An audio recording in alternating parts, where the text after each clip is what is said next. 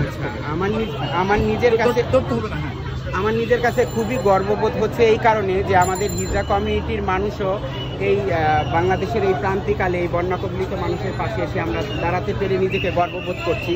যদিও সামান্য আমরা সম্মিলিতভাবে যে যতটুকু পারছি একটা টাকা 50,000 টাকার মতো আমরা অ্যারেঞ্জ করছি, সেই টাকাটা আজকে আমরা এখানে জমা দিলাম বন্যা কবলিত মানুষের সহযোগিতার জন্য। কারণ যেহেতু আমরা জন্মসূত্রে মানুষ হিসেবে কিছু নৈতিক দায়িত্ব থাকে, তো আমারও কিছু দায়িত্ব আছে, যেহেতু আমি এই দেশের নাগরিক আর মানুষ হিসেবেও আমার কিছু দায়িত্ব।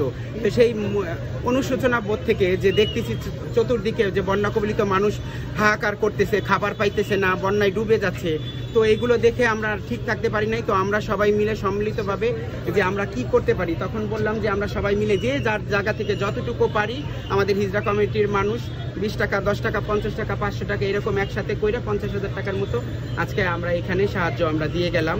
এটা আমাদের মনে অনেক তৃপ্তি লাগতেছে যে আমরা এই মানুষের পাশে দাঁড়াতে পারছি।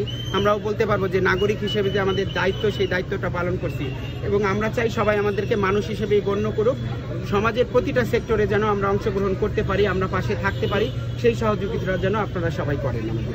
রাষ্ট্র সমাজ পরিবারের সমান বিষয়ে জানতে চাই, আপনি তো যারা ঢাকাতে আছেন, যারা ঢাকার বাইরে আছেন, সকল অঞ্চলে বন্যা হচ্ছে, আপনাদের যারা আছেন তারা কাজ করছেন কিনা?